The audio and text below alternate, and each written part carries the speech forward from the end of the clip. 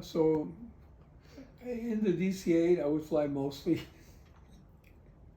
North, Central, South America, Caribbean. And then in my days off, I would fly the corporate jet as a captain. So I built up a lot of hours. Then things started going bad in Venezuela. 82 came around, 83, the big depreciation of the currency. By then we had been living in my first apartment, which was probably the best one I've ever had. I bought it before we got married. It was ironic because I was working at the university. I came back from NYU. I was working on my thesis, but with all the pressure of my brother dying, my family falling apart, there was a lot of pressure for me to come back. Now my mom was scared of everything, when she had never been scared of anything with me. So I came back, started teaching. They didn't pay me for 6 months, which was good because when they finally paid me, that was my down payment for my first house. So when I got married, I owned my house already. I owned it. I was. And you were like 23, 24. Yeah, 23.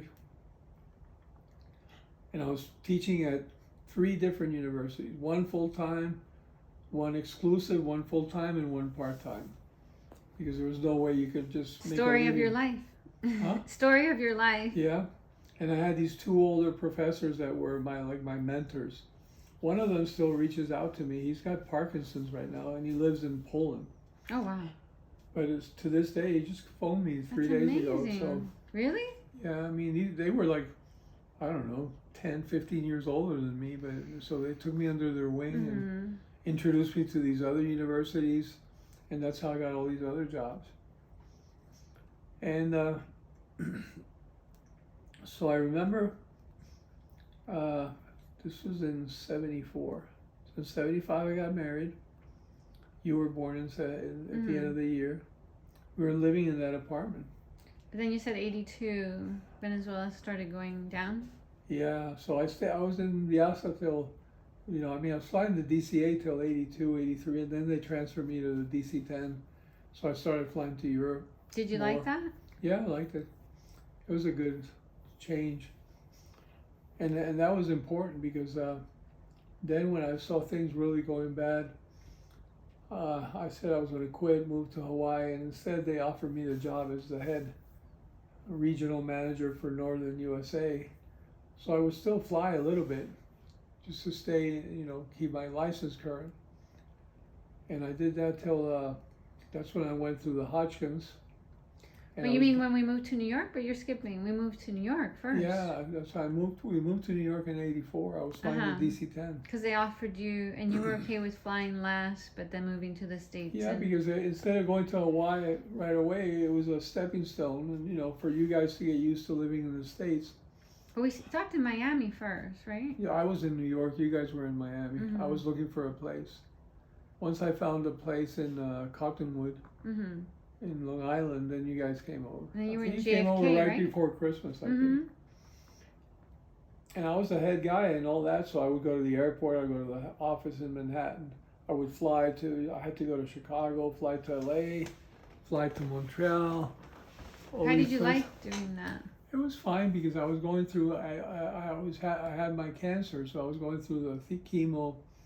So you want to go over what happened? What is that?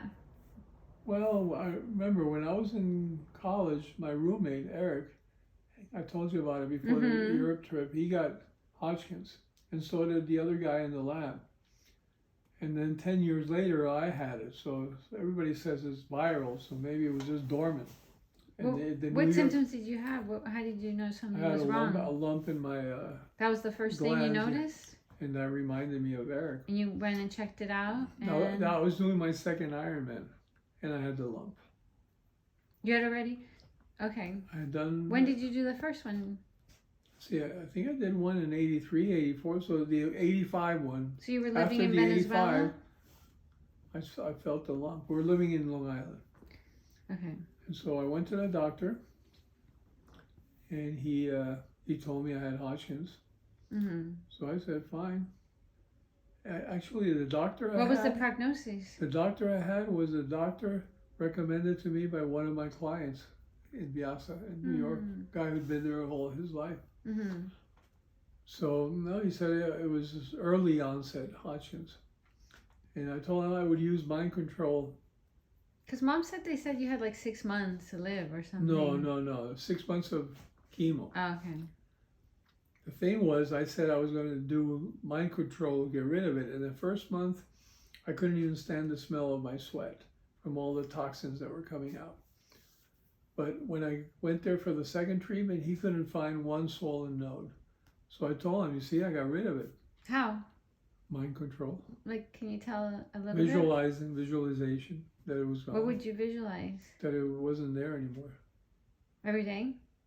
No, well, you don't have to do it. You know, once you do it and accept it as a done deal, you move on. Like it's never And that's happened. what you did? Just like what I'm doing now. The hospital never happened. The surgery never happened. That's how I move on from these things. Where did you learn that mind control? A book I read. What is it? The Silva Mind Control Method. How old were you when you read that? 25. I remember the first time I applied it, I cut myself really deep with a file cabinet. I was there. And I just visualized the thing closing, and that's it. I was still have there. the scar, yep. When it was bleeding, and then I saw you close your eyes, because I was like, the blood was going. I'm like, why is he not running to get a Band-Aid or do something? I was just looking at you. It closed. I remember the file cabinet. Wasn't it in Laudo's house? It was orange, yeah. Yeah, and Big then orange cabinet. and then you close your eyes, and then it stopped bleeding. I'm like, how did he just do that? Yeah, so I did the same thing with the cancer. But the doctor said, no, you got to go through all 6 chemo sessions. So I said, yeah, I'll do it. He wanted to stop after one? No, I didn't want to stop. I just told him it's gone. And he said, yeah, but you still got to do the whole treatment. So I said, okay, for my kids, I'll do it. Thanks, Dan. And then I remember. But you kept training while you were doing that? Yeah, except for the 2 days right after the chemo, I would vomit all the time. I'd be nauseous. But I never miss work. I'd still go to work like that. And no radiation? No radiation. Then I was taking something called prednisone, which I thought was a steroid, but it's actually weakened me. And so we timed it so that my last session would be 91 days before the Ironman. Because the doctor told me it took 90 days for the effect to go away. So I said, okay, I'll get 1 day. Always a numbers guy. Yeah. So we ended in July. And in October, I was doing the Ironman. I shouldn't have, though, because when I was biking up the mountain, I could just feel in my back where they had done the, where they take the fluid. Yeah, I could feel it in my bones, the pain. But I did it. I finished it. And I didn't even finish in a slow time. It was pretty good. And that was number 4, I think. And it was cool because I had told the lady in charge, Kay Reed, what I was going through, and she waited for me because she had gone through breast cancer. And she waited for me at the end when I came in. So then 1 more year again in Long Island. And then I saw how corrupt everything was. So I said, I think it's time. In Biasa? Yeah, I think it's time to move on. So we moved to Hawaii. We drove cross country. I remember.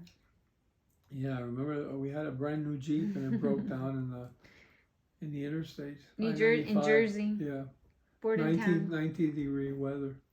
So we had to stay a couple of days in Bordentown and watch the Super Bowl there while they put in a new transmission. Car only had like 300 miles. So then we ended up in Houston. And I think that first trip, we went from there. Yeah, we went to, let me see, was that first trip? Stopped to see Nancy and Daddy. Yeah, and then we went to Hawaii. And then the second trip, no, that was the second trip. First trip, we went in the Honda. And you guys from Houston went to Caracas. And I drove alone to LA and I shipped a car. I don't remember The that second one. trip was on the Jeep. Hmm. And that one we went, Mm-hmm. and that we were gone. We got to Hawaii. Had a cool house there. I kept flying. I was flying tours around the island, so I got to know the islands really well. Different kind of flying, totally. I was used to flying high and fast, and this was all low and slow. But it was fun. So when you moved to Hawaii, you didn't have a job? Nope. But I had met some people, and they were looking for pilots. Mm-hmm. But you were planning on flying. Yeah. I tried with Hawaiian? Hawaiian, but I'm glad I